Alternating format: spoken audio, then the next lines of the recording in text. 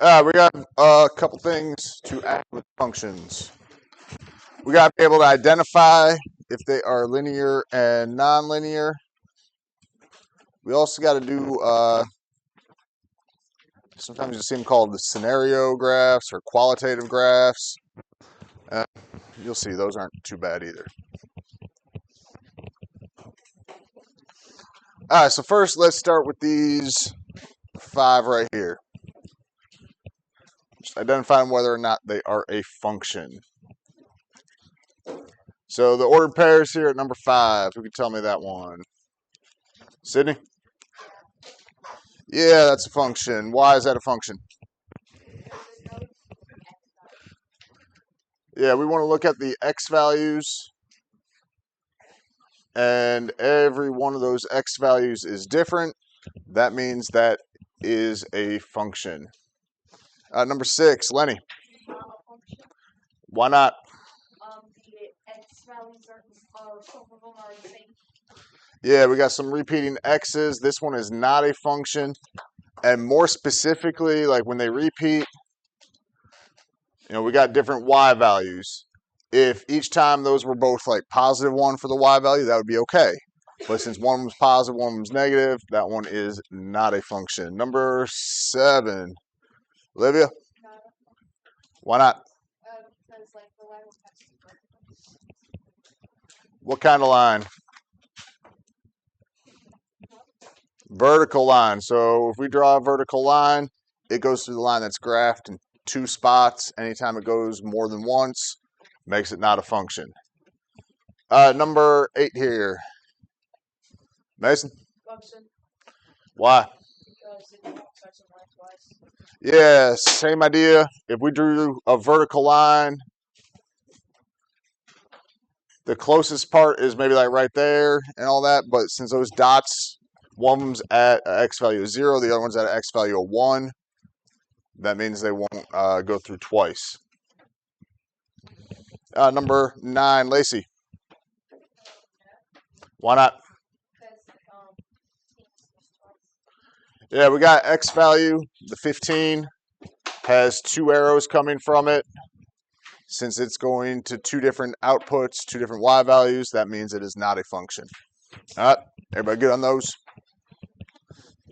All right, so like I said, we're going to add some stuff to this. First off, linear and nonlinear. What do you think linear means? Robert? Smooth?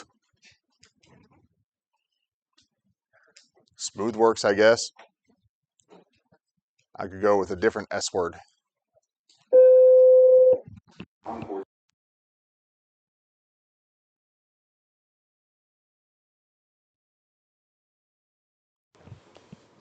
Straight line, yeah. We're going to get a straight line. Means straight line, nonlinear means we're going to have a curvy line. Okay? So I don't have notes for you or anything, but I just want to show when a function is linear, it has a constant rate of change. So that means if it's linear, it's going up or down at the same rate every time. Okay? So linear equations, that is probably the most common way you will see linear equations. We're going to get more into those in a minute. But that would be the most likely way. They got to have a y value.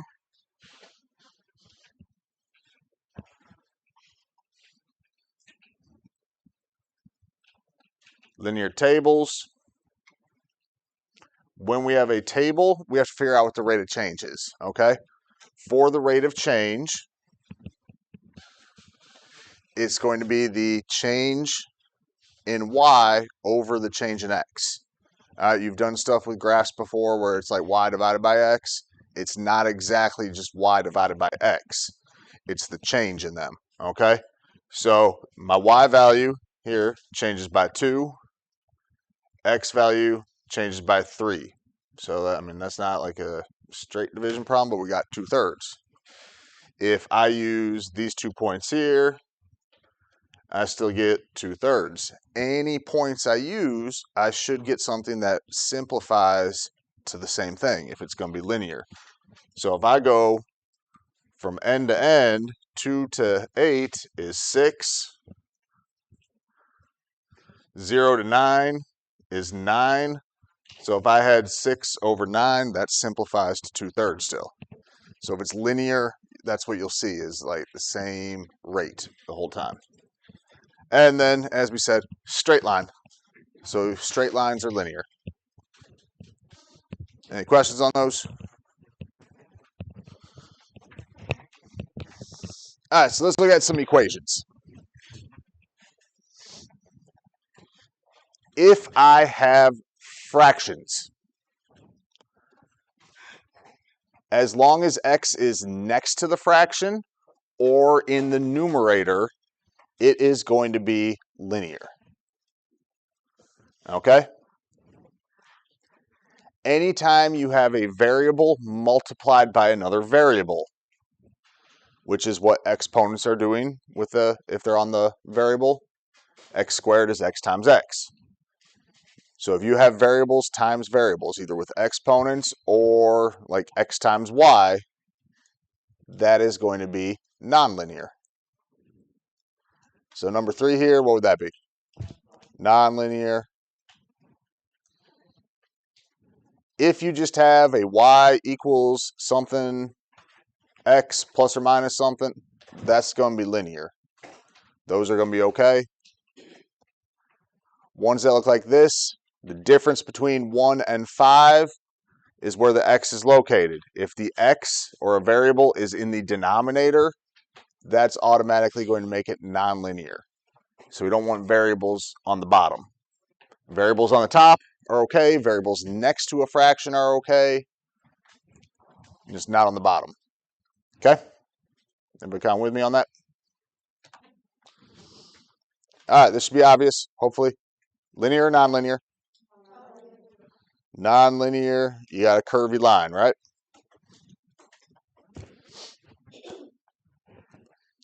All right, let's try to get each one of those. We need to know if they're linear or nonlinear.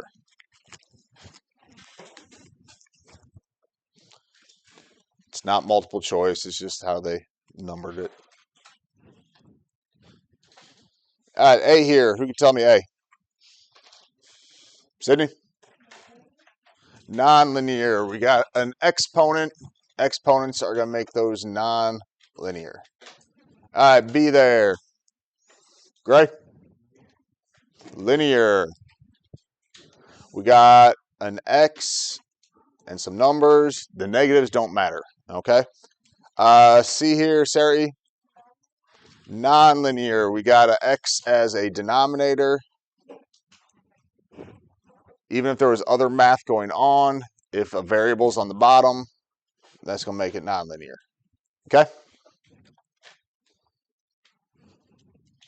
All right, so let's try a couple more. Which one of these is linear? Try. Nope. C is not linear.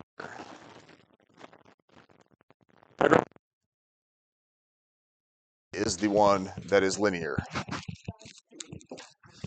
In a lot of cases, if you're trying to identify which one is linear, it's sometimes going to be easier to eliminate the ones that are nonlinear. This one has an exponent, nonlinear. X is a denominator, that makes that one nonlinear. That is multiplying x times y. I said we can't multiply the variables, so that one is nonlinear. Adding or subtracting with the variables, that's fine. They're both on the same side like that, that's fine. That is actually what's called standard form for a linear function. And our next unit will have to work with that some. So, which one of those is nonlinear?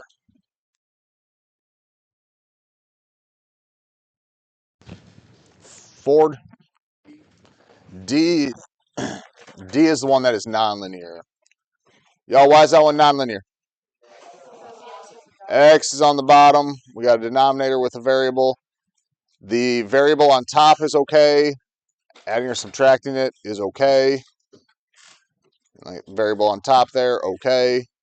Like I said, adding or subtracting with it, obviously that's going to be okay each time. All right, not so bad, right? Just kind of a couple more things to remember with it.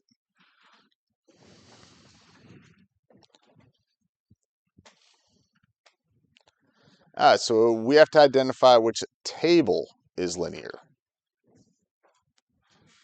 So what that means is we should be following a pattern, basically, okay? Every one of these goes 2, 5, 8, 11 for the x values. So what are the x values increasing by? 3. And since they're increasing by the same amount every time, it makes this one a little bit easier. You just have to find the one that has the y values either increasing or decreasing by the same amount each time. Sydney? D is correct.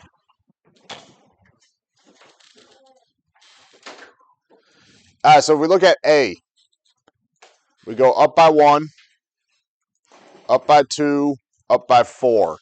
That's going to be nonlinear. That's going to have a curve to it. Right here for B, up by 1, up by 2, up by 3. Again, nonlinear. C, we go up by 5, up by 1, up by 1. That's going to make it nonlinear. For D, up by 2, up by 2, up by 2. Okay? Everybody follow? The other thing we have to look at are intervals. A lot of y'all probably have heard the word interval. Basically, what an interval is going to do is it's going to be like the distance between two things, but it's going to be from here to here kind of thing. So sometimes what they'll do is they'll give you a graph and ask you about the interval, let's say from x equals 3 to x equals 6. Well, x equals 3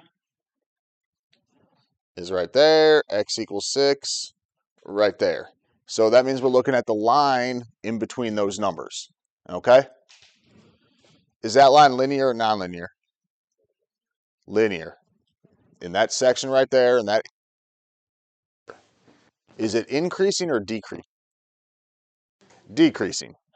And you can tell it's decreasing because it's, as you go from left to right, it's going downwards, okay? So that's kind of how the intervals will work. They give you like a little section that you have to look at, and we got a couple words, either linear, nonlinear, increasing, decreasing, usually how it'll be described.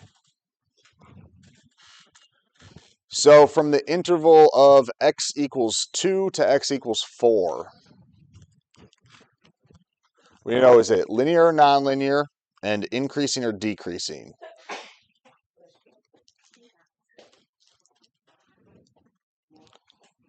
Sydney?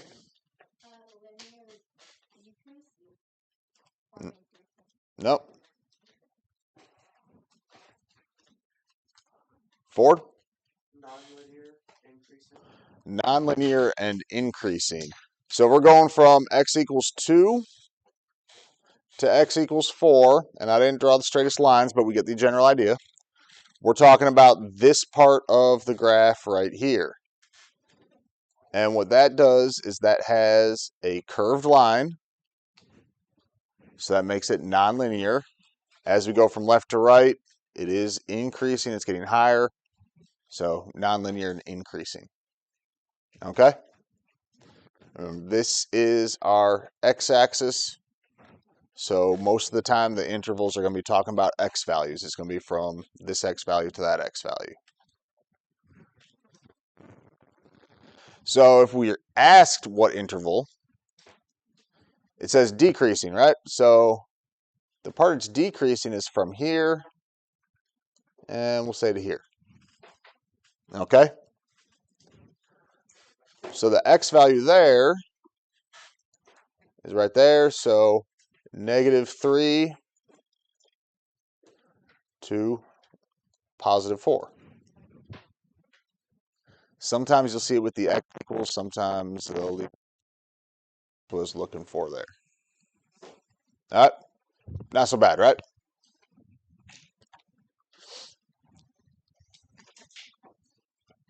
All right, sometimes they get a little bit trickier. I think this one's a little bit tougher. From A to B, linear, nonlinear, increasing or decreasing? Lenny? Nonlinear increasing. Nonlinear and increasing. All right, a little bit tougher because the part that it's got in the interval, it's not as clear or obvious that it does have a curve to it. But if you kind of take how the whole line is going overall, you can see how it's got that curve to it. So that is increasing nonlinear. All right, the other thing we're going to look at are these like scenario graphs. So this one, you can see what we got. We got temperature, we got time, right? So the temperature starts off kind of high, goes down, and then kind of levels off, right? Well, what we're going to have to do is kind of match these with different scenarios or what's going on in the situation. So here are our choices here. Cake is taken out of the oven and left on a table to cool. A pie is taken out of the freezer and is baking in the oven. A cold oven is preheating to a certain temperature, or a warm oven is turned up to a higher temperature. So, JLo, what we got? Is A.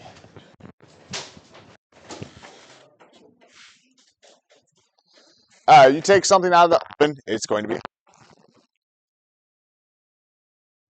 the counter or a table or whatever. It's going to cool off. Your house probably is not the same temperature as the oven, hopefully. So, and eventually it's going to hit room temperature, right? Room temperature is going to make it level off. It can't get hotter than the room. It can't be colder than the room. Eventually everything becomes that same temperature in the room. So that's why it levels off. Taken out of the freezer and baking in the oven, that would start off cold, and that would kind of increase until it levels off.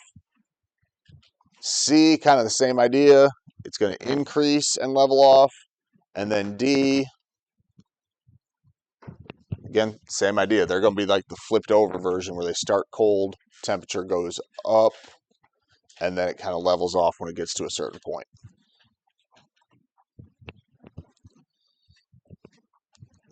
All right, so a lot of these you just have to be careful with what it's talking about. This one's kind of tiny, so I'm just going to go ahead and go over this one. We got Tia filling a bathtub. The bathtub is filling at a constant rate. She turned off the water for a while, and some of the water drained out of the bathtub. Then she turned the water back on at the same rate as before until it was full.